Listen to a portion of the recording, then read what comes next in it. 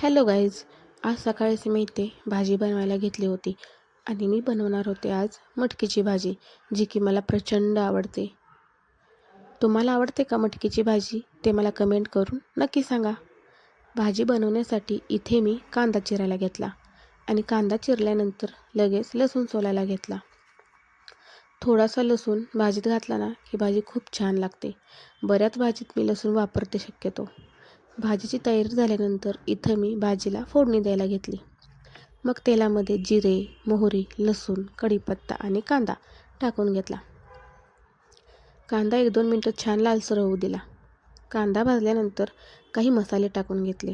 मसालेही कांद्यासोबत मस्त भाजून घेतले. मसाले भाजल्यानंतर त्यामध्ये मटकी टाकून घेतली. मटकीही त्या मसाल्यांसोबत छान भाजून घेतली.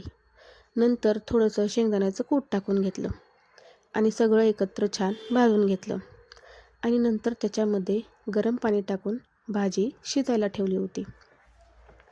इथे नित्याला आली होती झोप, त्याच्यामुळे तिची अशी काही चिडचिड चालू होती. मग नंतर मी लगेच पीठ मळायला घेतलं, कारण ती झोपली की चपात्या बनवता येतील. पीठ मळून झाल्यानंतर तिला झोपी घातलं. तीही अशी काही झोपली होती. ती झोपल्यानंतर मी चपाती बनवायला घेतली, कारण आम्हाला जायचं होतं श्रीच्या घरी तिच्या बड्डेची तयारी करण्यासाठी. म्हणून पटकन इथे चपात्या बनवायला घेतल्या. आणि ती झोपली ना की मग मला सगळी कामे करावी लागतात. तशी ती अर्धा-1 तासच झोपते आणि माझ्या चपात्या बनवून होईपर्यंत मॅडम उठून बसल्या. नंतर मग सगळी कामे आवरून घेतली आणि मॅडम उठून बसल्यानंतर तिला काही खाऊ घातलं आणि तिथं सगळं आवरून घेतलं.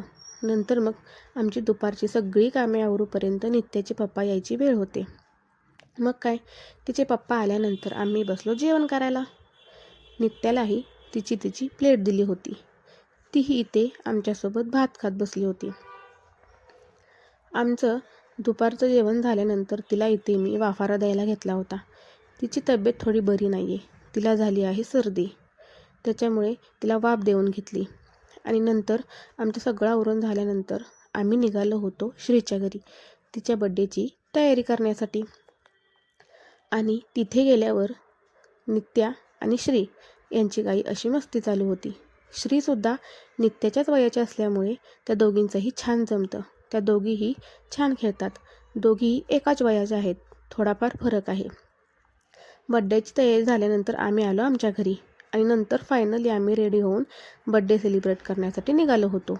नित्या ही छान अशी रेडी झाली होती. तिथे गेल्यावर बहुतेक बड्डे गर्ल अजून डेकोरेशनच करत होती बड्डेचं. आणि इथे नित्याला घेण्यासाठी दीदी ट्राय करत होती, पण नित्याला खाली खेळायचं होतं.